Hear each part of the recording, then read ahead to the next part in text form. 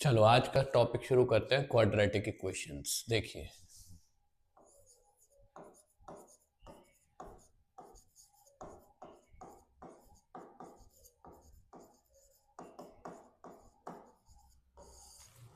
पहले तो इसकी जनरल फॉर्म देखते हैं। क्वाड्रेटिक इक्वेशन की जनरल फॉर्म होती क्या है? क्वाड्रेटिक इक्वेशन को जनरली इस फॉर्म से डिनोट किया जाता है।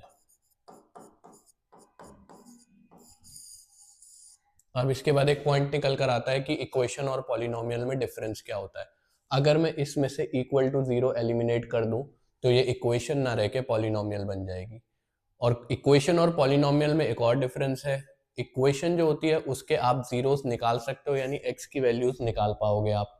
लेकिन अगर आपका पॉलिनोमियल होगा तो आप मैक्सिमम उसको फैक्टराइज कर पाओगे, दिस इनटू दिस फॉर्म में ज़्यादा से ज़्यादा छोड़ पाओगे, क्योंकि इक्वल टू समथिंग है ही नहीं, तो वेरिएबल की वैल्यू जो है आप पॉलिनोमियल में निकाल नहीं पाओगे। लेकिन इक्वेशन में आपको प्रॉपर वैल्यूज मिलेंगी इस वेरिएबल की।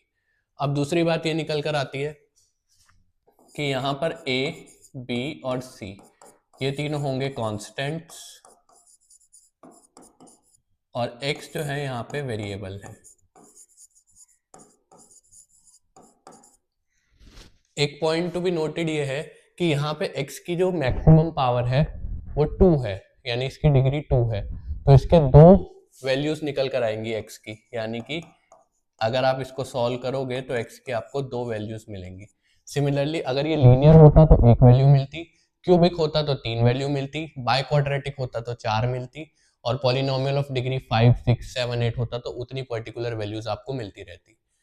अब इसको सॉल्व करने का मेन तरीका है क्या? इसको सॉल्व करने के वैसे तो तीन वेज होते हैं। पहला, मिडल टर्म स्प्लिटिंग।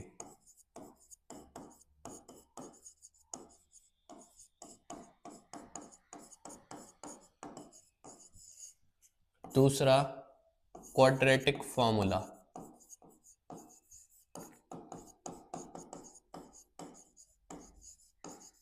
जिसको डिस्क्रिमिनेंट फॉर्मूला भी कहा जाता है।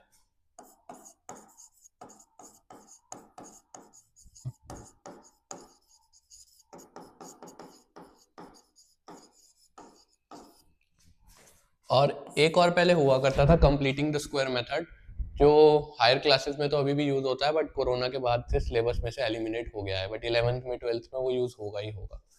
तीसरे वाले को बोलते हैं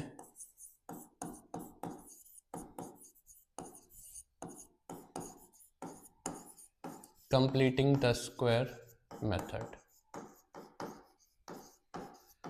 इन तीन वेज से आप किसी भी क्वाड्रेटिक इक्वेशन को क्या कर सकते हो? सॉल्व कर सकते हो। इक्वेशन सॉल्व हो पाएगी क्योंकि उससे आपको वेरिएबल्स की पर्टिकुलर वैल्यू मिल जाएगी।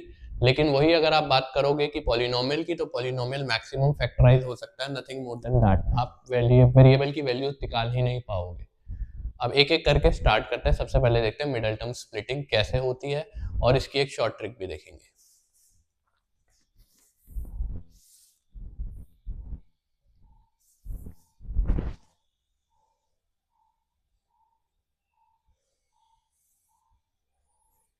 देखिए, सबसे पहला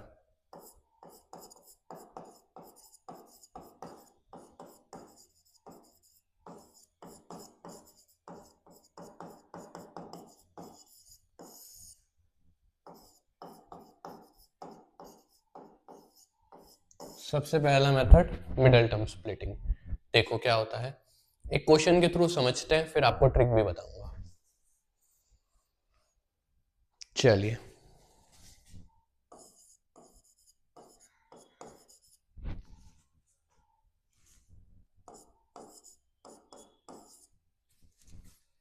जनरल क्वाड्रेटिक इक्वेशन है। सबसे पहले चेक करना कि क्या ये अपनी जनरल फॉर्म में है, यानी कि ax² + bx + c = 0।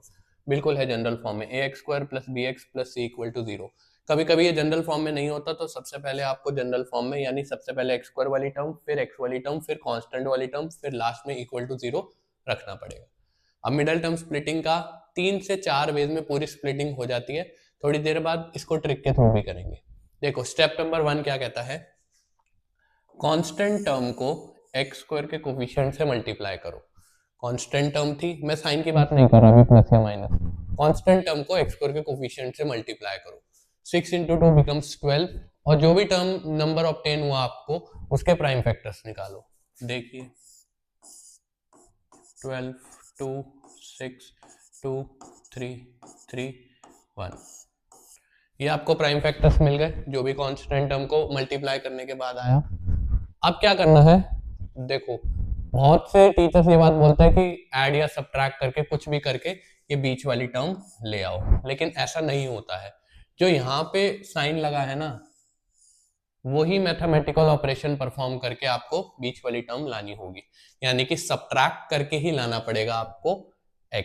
साइन क्या है वो बाद में देखेंगे, सब्ट्रैक्ट करके ही लाना पड़ेगा। और दूसरी चीज, ये सारे फैक्टर्स यूज होने चाहिए, ऐसा नहीं कि कोई सा आपने छोड़ दिया, जैसे कि 3x और 2x आपने लिया, सब्ट्रैक्ट करके x ही आ रहा है, लेकिन ये वैलिड नहीं होगा क्योंकि आपने एक फैक्टर छोड़ दिया है। तो हम फैक्टर्स क्या लेंगे, ध्यान से सुनिएगा, एक लेंगे 4x, दूसरा लेंगे 3x, सब्ट्रैक्ट करके x आ रहा है, सही है। अब साइन हम मैनेज कर लेंगे। देखो आंसर के पास क्या साइन है, नेगेटिव का, तो बड़े नंबर को क्या साइन दिया जाएगा, नेगेटिव का। अब इस पे क्या लगाएं हम साइन, वो हमें खुद से देखना पड़ेगा। अगर हमने माइनस लगाया तो -4x - 3x it will become -7x, लेकिन मुझे तो -x चाहिए, तो इसके आगे लगाना पड़ेगा आपको प्लस का साइन। Fair enough. तो देखिए क्या हुआ, ये 6x² - 4x + 3x - 2 = 0। इसीलिए इसको, इस मेथड का नाम मिडल टर्म स्प्लिटिंग है, क्योंकि जो मिडल वाली टर्म थी -x, उसको आपने दो पार्ट में स्प्लिट करके लिख दिया, इसीलिए इस मेथड को बोला जाता है मिडल टर्म स्प्लिटिंग मेथड। अब कुछ नहीं करना, दो दो नंबर्स उठाओ, ये दोनों और ये दोनों, और कॉमन लो जो भी निकल कर आता है। इन दोनों में से अगर हम देखें तो एक 2 कॉमन आ रहा है और एक x कॉमन आ रहा है, तो बचेगा क्या इसके पास, 3x माइनस इसमें से 2 और x गया, बचा क्या, 2। इन दोनों में देखो क्या कॉमन आ रहा है, कुछ भी नहीं कॉमन आ रहा, तो 1 कॉमन आएगा। और एक चीज और ध्यान में रखना, यहाँ पे जो भी साइन लिखा होगा उसको तो कॉमन निकालना ही निकालना है। अगर यहाँ माइनस होता तो मैं माइनस का 1 कॉमन निकालता, तो प्लस का 1 कॉमन आया, बचा क्या, इसके पास 3x और उसके पास 2। अब यहीं से आपको पता चल जाएगा कि आपने कुछ गलत तो नहीं किया है, ये वाली टर्म दोनों में सेम आनी चाहिए। अगर सेम आई है तो सही चल रहे हो, सेम नहीं आई तो कुछ ना कुछ गड़बड़ हो गई है। और क्योंकि नेक्स्ट स्टेप ही है, क्योंकि जो टर्म कॉमन है उसको कॉमन निकालना है मुझे, तो नेक्स्ट में मैंने 3x - 2 कॉमन निकाला। आगे वाले के पास क्या बचा, 2x, पीछे वाले के पास क्या बचा, 1 = 0। अब मैथ्स का एक सिंपल सा रूल कहता है कि दो चीजों का प्रोडक्ट तभी 0 हो सकता है, या तो ये वाली चीज 0 हो, यानी इधर 3x - 2 = 0, या फिर सेकंड वाली चीज ये 0 हो। तो अगर आप इसको 0 के बराबर रखते हो तो 3x की वैल्यू निकल कर आएगी 2, x की वैल्यू यहाँ से निकल कर आएगी 2/3। और अगर आप इसको 0 के बराबर रखते हो तो 2x की वैल्यू निकल कर आएगी -1, तो x की वैल्यू आएगी -1/2। मैंने आपसे पहले ही कहा था क्वाड्रेटिक इक्वेशन है, डिग्री 2 है, डिग्री यानी highest power of the variable, तो जितनी डिग्री होगी इक्वेशन की उतने ही उसके सॉल्यूशंस निकल कर आएंगे। तो degree is 2, we have got 2 solutions for this, कोई प्रॉब्लम तो नहीं। अब इस यही चीज 1, 2, 3, 4 और 5 स्टेप में करी गई है। अब इसको हम शॉर्ट में करेंगे, ध्यान से सुनना, ट्रिक बड़ी इंटरेस्टिंग है, आगे भी यूज होती रहेगी, 10th में भी और 11th में भी और 12th में भी। तो ध्यान से सुनना ट्रिक क्या कहती है, कहती यही सब चीजें हैं, बट इसमें हम अननेसेसरी चीजें लिखते नहीं है, देखना।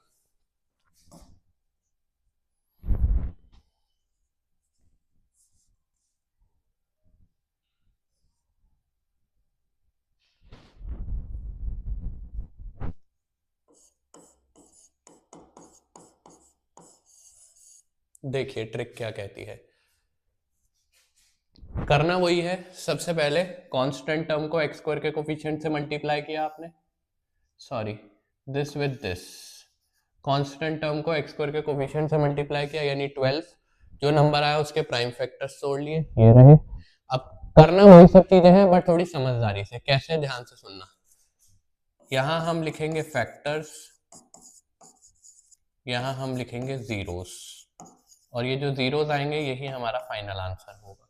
अब देखिए फैक्टर्स कैसे निकालोगे, ध्यान से सुनना, जो यहाँ पे साइन लगा है वही ऑपरेशन परफॉर्म करना है, यानी सब्ट्रैक्ट करके आना चाहिए 1, यानी माइनस का 4x और प्लस का 3x, सेम वही बात, वही फैक्टर्स रहेंगे, माइनस का 4 और प्लस का 3।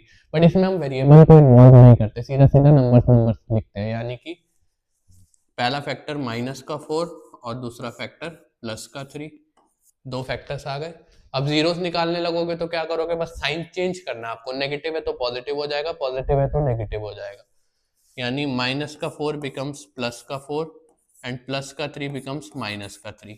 और एक लास्ट स्टेप बहुत इंपॉर्टेंट है, यहीं पे ही हम ट्रिक में जो है मिस्टेक कर जाते हैं। जो भी चीज लास्ट में ऑब्टेन आई है जीरोस में, उसको लास्ट में एक्स स्क्वायर के कोफिशिएंट से डिवाइड करना मत भूलिएगा। एक्स स्क्वायर का कोफिशिएंट है क्या यहाँ 6, तो इसको एक्स स्क्वायर के कोफिशिएंट से डिवाइड करते हैं, ध्यान से सुनिएगा। तो इसको कैंसिल करोगे तो आया क्या 2/3, इसको कैंसिल करोगे तो आया क्या -1/2। देखो x की वही दो वैल्यूज आई सेम, 2/3 और -1/2। ट्रिक कभी भी फेल नहीं होगी, आप कोरिलेट करके देख सकते हो, कभी भी फेल नहीं होगी। एक बार और देखते हैं, अब बहुत स्लो चलेंगे ताकि हमें बिल्कुल एक एक चीज अच्छे से क्लियर हो जाए, और उसके बाद हम ट्रिक लगाना धीरे धीरे धीरे स्टार्ट करेंगे। ऑल्दो इसको बड़े वाले को इसको कन्वेंशनल मेथड कह सकते हैं हम, क्योंकि ये यूज होता आ रहा है बहुत टाइम से। इसको थोड़ा सा ऑब्जर्वेटरी मेथड कहा जा सकता है, ऑब्जर्वेशन ही है एक तरीके की ट्रिक, तो हमने नाम दे दिया इसको। करा तो सब हमने वही सारी चीजें हैं, बट थोड़ी समझदारी से करिए। एक और देखेंगे, चलो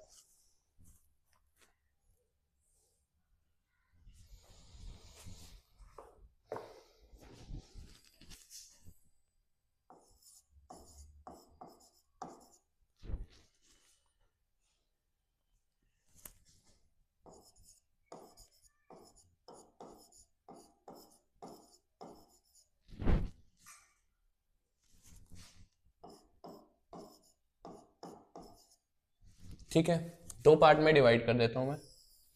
इधर हम अपना कन्वेंशनल मेथड करेंगे जो करते आ रहे हैं, जो हमने छोटी क्लासेस में भी सीखा है।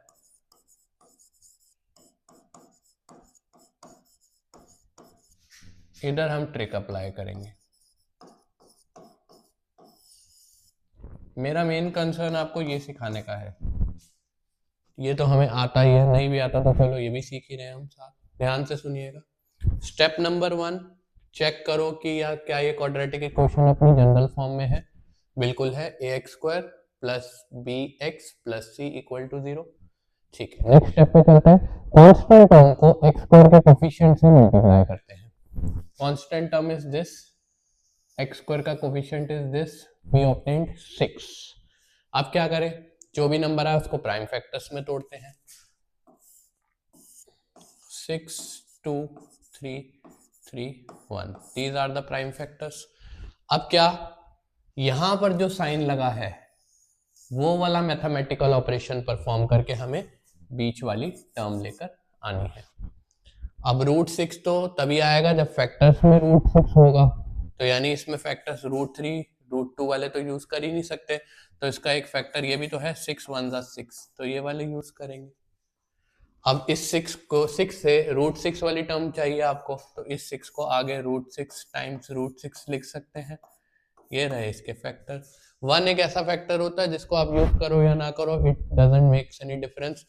तो क्या करना है, प्लस करके लाना है 2√6, तो एक फैक्टर हम ये √6 लिख लेते हैं, एक फैक्टर हम ये √6 लिख लेते हैं। 1 की तो बात होती ही नहीं, 1 तो होता ही है, 1 यूज करो या ना करो। मैंने अभी पहले ही बोला था सारे फैक्टर यूज होने चाहिए 1 के अलावा, क्योंकि 1 पहली बात तो यह कि प्राइम नंबर ही नहीं है। दूसरी चीज, प्लस करके लाना है 2√6, तो फैक्टर्स तो हो गए √6x और √6x प्लस करके 2√6 आ ही रहा है, √6 प्लस √6 बिकम 2√6, x तो है ही। अब आंसर के पास माइनस का साइन, तो बड़े के पास माइनस का, यहाँ तो ऑल दो दोनों ही नंबर बराबर हैं, तो किसी को भी बड़ा कह सकते हो आप, मैं इसको बड़ा कह देता हूँ।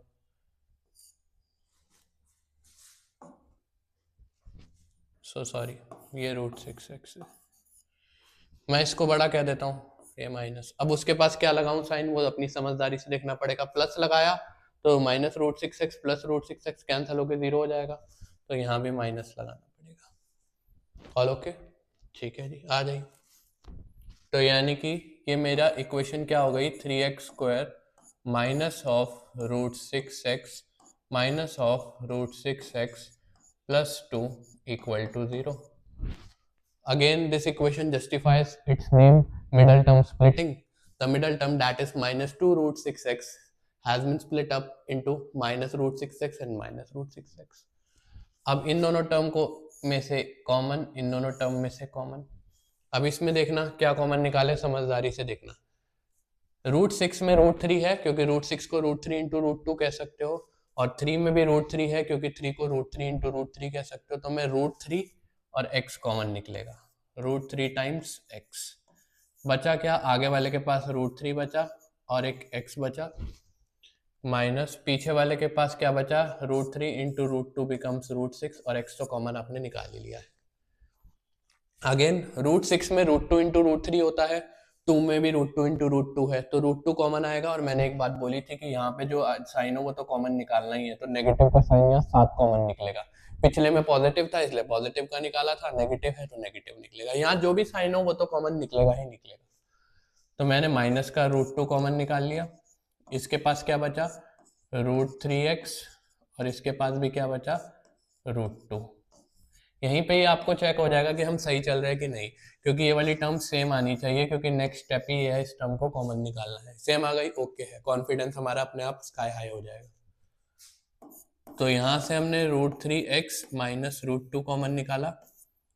आगे वाली टर्म के पास क्या बचा, खाली रूट 3x, पीछे वाली के पास क्या बचा, minus root 2 equal to 0. Again दो चीजों का प्रोडक्ट 0 तभी होता है मैथ्स में जब या तो ये वाली टर्म 0 हो या फिर ये वाली. तो जब आप इसको 0 के बराबर रखोगे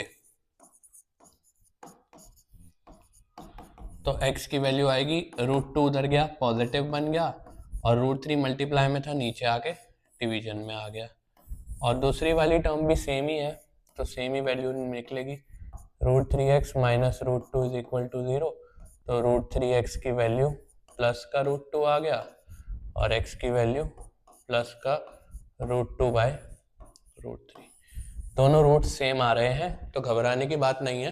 क्वाड्रेटिक इक्वेशन के दोनों रूट सेम भी हो सकते हैं. आगे हम देखेंगे जब हम नेचर ऑफ रूट्स पढ़ेंगे कि कब रूट्स सेम आते हैं, कब रूट्स डिफरेंट आते हैं, और कब रूट्स हम निकाल ही नहीं पाते, यानी कि रियल रूट्स पॉसिबल ही नहीं होते, इमेजिनरी रूट्स आते हैं जो हमें निकालने की जरूरत नहीं होती. अब आओ वापस ट्रिक पे, गेम यहाँ से दोबारा से, मेन गेम यही है.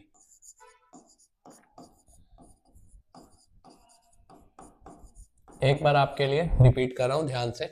स्टेप नंबर 1, कांस्टेंट टर्म को x स्क्वायर के कोफिशिएंट से मल्टीप्लाई किया, 6 आया, प्लस करके बीच वाली टर्म लानी है, ये मैथमेटिकल ऑपरेशन परफॉर्म करना है, और ये लानी है, प्लस करके माइनस 2 रूट 6 लानी है. तो मैं फैक्टर्स तो फिर से वही लूंगा, रूट 6 और रूट 6, प्लस करके 2 रूट 6 बन रहा है. आंसर के पास माइनस का साइन, तो बड़े को माइनस का, तो इसको भी माइनस का देना पड़ेगा. और जब हम ट्रिक करते हैं तो हम x साथ नहीं लिखते, तो यहाँ लिखा हमने फैक्टर्स, यहाँ लिखा हमने जीरोस. ठीक है जी. फैक्टर्स क्या है, माइनस का रूट 6 और माइनस का रूट 6. तो जब जीरोस निकालोगे तो क्या होगा, साइन चेंज हो जाएगा, माइनस का है तो प्लस का हो गया, माइनस का है तो प्लस का हो गया. और मेरी जो लास्ट वाली बात है वो सबसे ज्यादा इंपॉर्टेंट है, लास्ट में एक्स स्क्वायर के कोफिशिएंट से डिवाइड करना बिल्कुल मत भूलना. एक्स स्क्वायर का कोफिशिएंट है क्या, 3, तो लास्ट में 3 से डिवाइड करना मत भूलना. तो देखो रूट 6 का मतलब रूट 2 इंटू रूट 3, तो यानी इसको ऐसे लिख सकता हूँ एक स्टेप अगर आपको ज़्यादा डिटेल में एक्सप्लेन करना मुझे तो. और 3 में क्या होता है, रूट 3 इंटू रूट 3, तो एक 3 से एक कट गया, तो ओवरऑल बचा क्या, रूट 2 बाय रूट 3.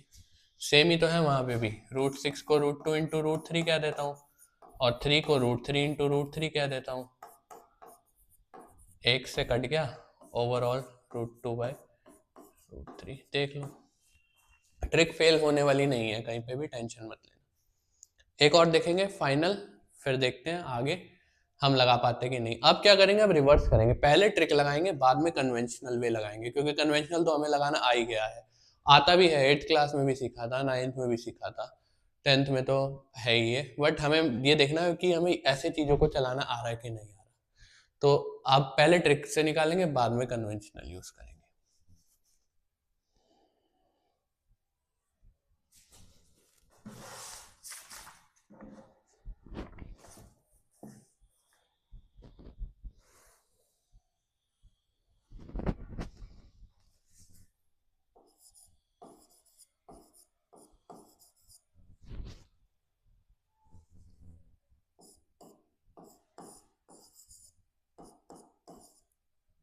देखिए इंटरेस्टिंग, फिर से हम तो दोनों तरीके से करने वाले हैं। इधर देखेंगे हम ट्रिक, इधर देखेंगे हम अपना कन्वेंशनल वे।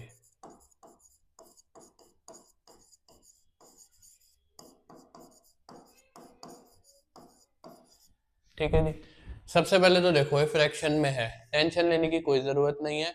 एलसीएम लेके इस फ्रैक्शन को पूरे के नीचे ले आओ ताकि उस 8 को मैं उधर भेज सकूं, 0 इंटू 8 वो खत्म हो जाए। यानी कि इसको ठीक करते हैं। इधर देखो पहले तो इक्वेशन को, इक्वेशन है क्या, 2x² minus x plus 1/8 equal to 0। LCM लोगे तो क्या आएगा 8, तो ये हो गया 8 to the 16x² minus 8x plus 1 equal to 0। इस 8 को उधर भेजा, 0 टाइम्स 8 बिकम्स 0।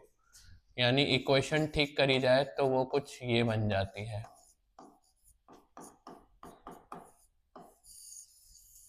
यानी इस इक्वेशन को मैं ऐसे लिख सकता हूँ 16x² minus 8x plus 1 equal to 0। अब स्टार्ट करते हैं, ट्रिक लगाएंगे पहले। इधर आते हैं फैक्टर्स, इधर आते हैं zeros. Step number 1, constant term को x² के कोफिशिएंट से मल्टीप्लाई किया, क्या आया 16। प्राइम फैक्टर्स तोड़ लेते हैं नंबर ऑब्टेन्ड के। 16 के प्राइम फैक्टर्स तोड़ोगे 2 8 सा 2 4 सा 2 2 सा 2 1 सा। नेक्स्ट स्टेप क्या करना है, जो यहाँ पर साइन है वो मैथमेटिकल ऑपरेशन परफॉर्म करके बीच वाली टर्म लानी है, यानी ऐड करके 8 लाना है और सारे फैक्टर्स यूज होना चाहिए। मैं बार बार रिपीट कर रहा हूँ। तो 2 टू द 4 और 2 टू द 4 सारे यूज भी हो गए और ऐड करके 8 भी आ गया। यानी कि फैक्टर्स की बात की जाए तो 4 और 4 है, x नहीं लिखेंगे हम क्योंकि ट्रिक यूज कर रहे हैं। आंसर के पास माइनस का साइन, तो बड़े के पास माइनस का, किसी को भी बड़ा कह लो क्योंकि दोनों इक्वल है, इसको माइनस का साइन दिया। तो इस पे अब क्या साइन लगाया जाए, इस पे भी माइनस लगाना पड़ेगा क्योंकि अगर प्लस लगाया तो +4 -4 0 ही हो जाएगा। तो यानी आपके फैक्टर्स जो है वो क्या है, -4 और -4।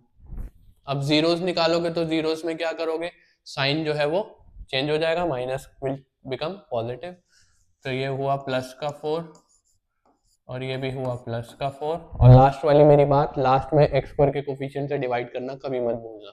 x² का कोफिशिएंट है क्या 16, यानी जो आपके रूट्स आएंगे, जीरोस आएंगे या सॉल्यूशंस आएंगे वो क्या आएंगे, कैंसिल करते हो तो 1/4 और 1/4, ये दो वैल्यूज हैं आपकी x की, दोनों सेम आ रही है, आ सकती है। फिर से मैंने रिपीट करी अपनी बात, हम तब देखेंगे जब हम नेचर ऑफ रूट्स पढ़ेंगे कि कब इक्वल आते हैं कब अनइक्वल आते हैं, कब निकाल ही नहीं पाओगे, बट निकाले हैं हमने, निकल सकते हैं, इजीली निकल सकते हैं। अब दूसरी बात, लास्ट चीज ध्यान से सुनो, कन्वेंशनल वे भी देखते हैं और उसके बाद आज का टॉपिक इतना ही रखेंगे। देखो कन्वेंशनल वे, यही सारी चीजें बस डिटेल में हम लिखते थे, अब डिटेल में लिखेंगे। हमारी इक्वेशन जो है थी वो ट्रांसफॉर्म हो गई थी 16x² minus 8x plus 1 equal to 0 में। चीज वही, कांस्टेंट टर्म को x² के कोफिशिएंट से मल्टीप्लाई किया, क्या आया 16। यहाँ पर जो साइन है वो मैथमेटिकल ऑपरेशन परफॉर्म करके बीच वाली टर्म लेकर आनी है। तो फैक्टर्स ये रहे, अभी करी थी, तो 4 और 4 यानी -4x और -4x कह दूंगा क्योंकि इसमें तो हम वेरिएबल लिखते हैं साथ में। हो गई middle term split, 16x² minus 4x plus 1 equal to 0। इन दोनों में से देखिए क्या कॉमन आ रहा है, और इन दोनों में से 4 और x कॉमन आएगा, बचेगा क्या इसके पास 4x माइनस 1। इन दोनों में से क्या कॉमन आएगा, कुछ भी नहीं कॉमन आ रहा तो 1 कॉमन आएगा। और दोबारा रिपीट करो अपनी बात, यहाँ पर जो साइन है उसको तो कॉमन निकालना ही निकालना है, तो माइनस का 1 कॉमन आएगा, बचा क्या अंदर 4x माइनस 1। यहीं पे चेक हो जाएगा सही है कि गलत है, क्योंकि ये चीज सेम आनी चाहिए, क्योंकि नेक्स्ट स्टेप में मुझे यही कॉमन निकालना है। तो मैंने 4x माइनस 1 कॉमन निकाला, आगे वाली टर्म के पास ये बचा पीछे वाली टर्म के पास ये बचा। फिर से वही बात, दो चीजों का प्रोडक्ट मैथ में तभी जीरो हो सकता है जब इंडिविजुअली दोनों चीजें या तो ये जीरो हो या वो जीरो हो। जब आप इसको जीरो के बराबर रखोगे तो x की वैल्यू निकलेगी आपकी, ये 1 उधर जाके पॉजिटिव हो गया, x की वैल्यू निकलेगी 1/4। सिमिलरली जब इसको जीरो के बराबर लिखोगे तो 4x की वैल्यू 1 आएगी, x की वैल्यू अगेन 1/4।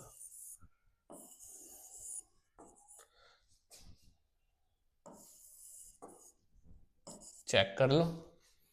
अब मैं आपको धीरे धीरे इन चीजों से इन पे लेके जाना चाह रहा हूं, क्योंकि क्या होगा, मेनली वन मार्कर जो है उसमें इतना सारा काम करना मुझे जस्टिफाई लगता नहीं है, क्योंकि वन मार्कर सीधा कहता है ठीक तो ठीक, गलत तो गलत, और कभी कभी मुझे अपना आंसर चेक करना पड़ जाता है, टैली करना पड़ जाता है।